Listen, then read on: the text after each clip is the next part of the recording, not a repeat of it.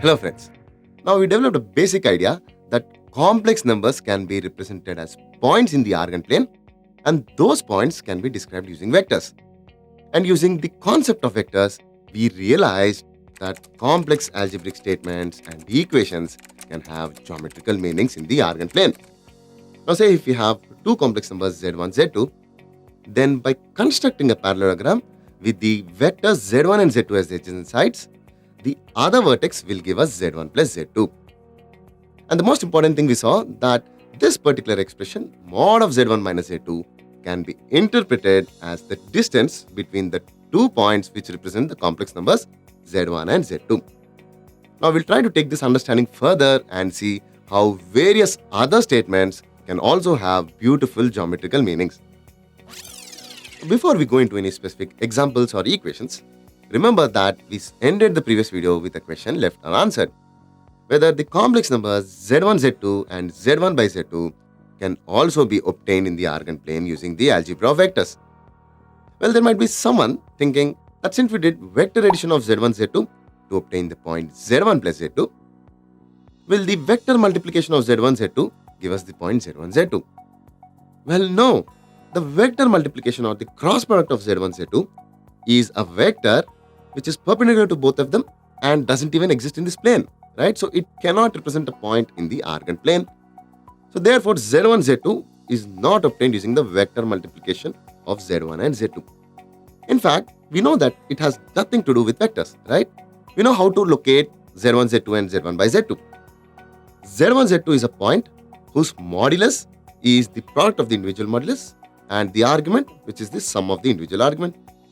And z1 by z2 is a complex number which has a modulus which is the ratio of the individual modulus and an argument which is the difference of the individual argument, right? So you can locate the points when needed. Now let's come to the fun part. Now say you're given two complex numbers z1 and z2 and we'll draw their vectors first. Now let me ask you a question. What is the angle theta included between these two vectors? Well, let us see what we know about it.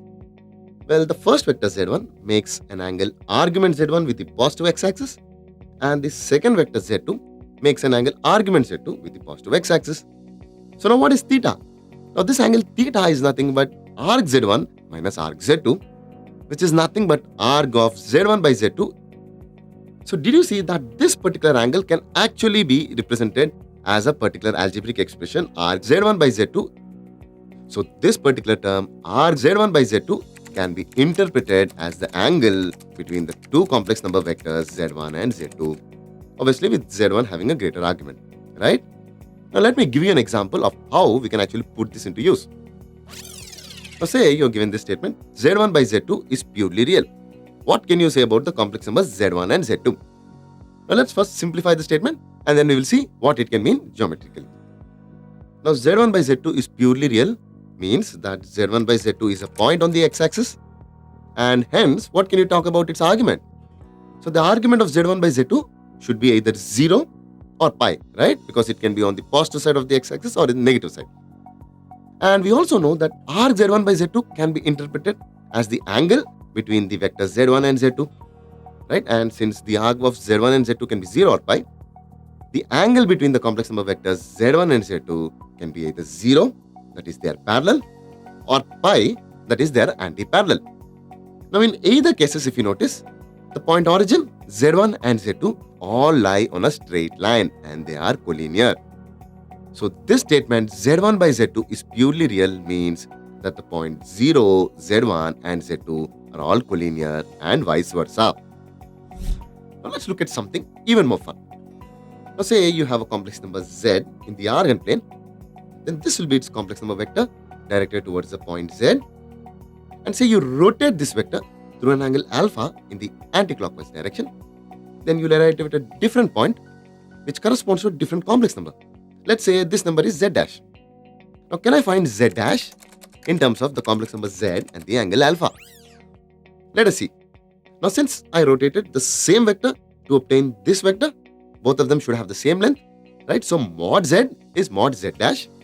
Now say it's r, and if the argument of z is theta, then z dash will have an argument alpha more than theta, right? So the argument of z dash is theta plus alpha. So essentially, z will have coordinates r comma theta, z dash will have coordinates r comma theta plus alpha. Now let me write the Euler form for both of them because it's convenient when you are talking about modulus and argument, right? So the Euler form for z is r into e power I theta, and the Euler form for z dash is r into e power I theta plus alpha. Now since I have sum of powers, I can write it as e power I theta into e power I alpha. So if you see, the first part is nothing but z. So z dash is nothing but z into e power I alpha. Now that means multiplying any complex number z with a number e power I alpha, you obtain a new point which can be obtained by rotating the vector of z through an angle alpha in the anti-clockwise direction. Now the reason why this is important can be understood by taking some specific examples for alpha. Let's take alpha as pi by 2 or 90 degrees. Then what is e power I alpha? It's e power I pi by 2, which is cos pi by 2 plus I sin pi by 2, right? Because the Euler form e power I theta is cos theta plus I sin theta. Now cos pi by 2 is 0, sin pi by 2 is 1. So e power I pi by 2 is nothing but the simple complex number I.